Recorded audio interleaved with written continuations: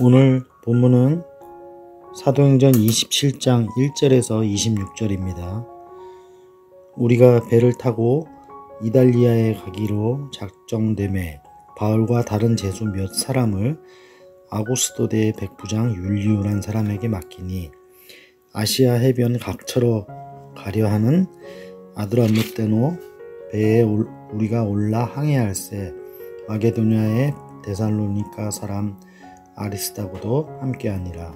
이튿날 시돈에 되니 율리오가 바울을 친절히 대하여 친구들에게 가서 대접받기를 허락하더니 또 거기서 우리가 떠나가다가 맞바람을 피하여 구브로 해안을 의지하고 항해하여 길리기아와 밤빌리아 바다를 건너 루기아의 무라시에 이르러 거기서 백부장이 이달리아로 가려 하는 알렉산드리아 배를 만나 우리를 오르게 하니 배가 더디가 여러 날 만에 간신히 니도 맞은편에 이르러 풍세가 더 허락하지 아니하므로 살문의 앞을 지나 그레데 해안을 바람막이로 항해하여 간신히 그 연안을 지나 미양이라는 곳에 이르니 라세아 시에서 가깝더라.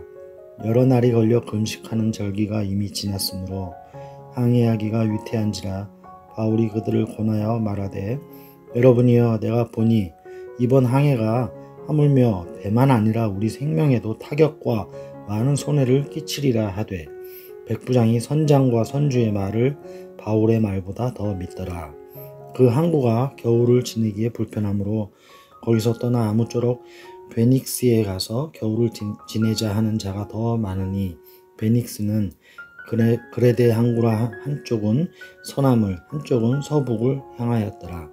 남풍이 순하게 불매 그들이 뜻을 이룬 줄 알고 닻을 감아 그레데 해변을 끼고 항해하더니 얼마 안 되어 섬 가운데로부터 유라굴로라는 광풍이 크게 일어나니 배가 밀려 바람을 맞추어 갈 수 없어 가는 대로 두고 쫓아가다가 가우다라는 작은 섬 아래로 지나 간신히 거루를 잡아 끌어올리고 줄을 가지고 선체를 둘러감고 스르디스에 걸릴까 두려워하여 연장을 내리고 그냥 쫓겨가더니 우리가 풍랑으로 심히 애쓰다가 이튿날 사공들이 짐을 바다에 풀어버리고 사흘째 되는 날에 배의 기구를 그들의 손으로 내버리니라.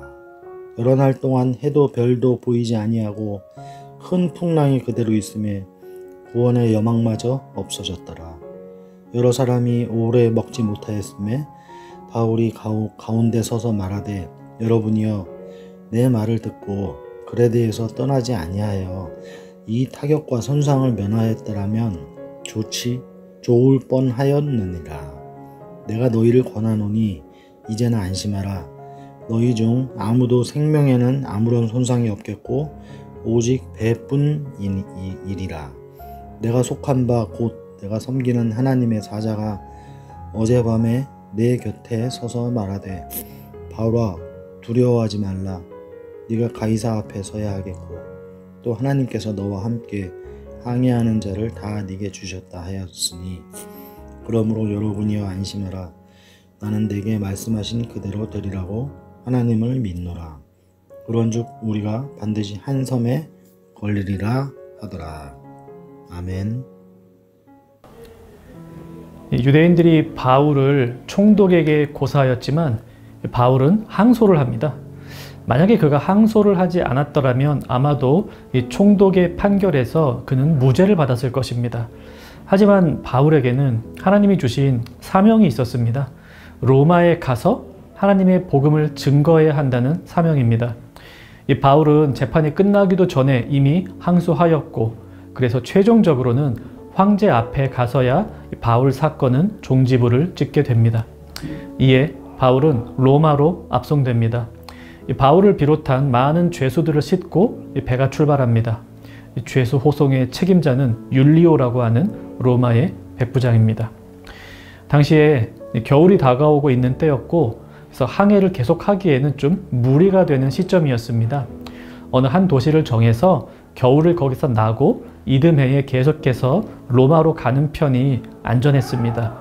바울도 그렇게 제안했습니다. 10절 여러분이여 내가 보니 이번 항해가 화물과 배만 아니라 우리 생명에도 타격과 많은 손해를 끼치리라. 하지만 선장과 선주는 그렇게 하기 싫었습니다.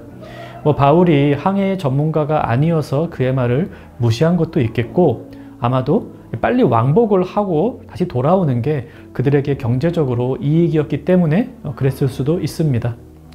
하지만 바울이 어디 항해에 대해서 자신의 지식을 가지고 그렇게 말했겠습니까? 하나님께서 기도하는 바울에게 그런 마음을 주셨겠죠. 하지만 선장과 선주들에 의해 그의 말은 무시가 되었고 항해는 계속해서 지속됩니다. 마침 바람도 그들을 돕는 것처럼 보입니다.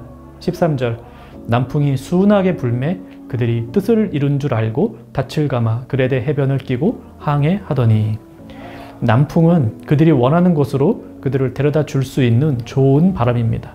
남풍은 그들에게 일종의 사인이었을 수 있습니다.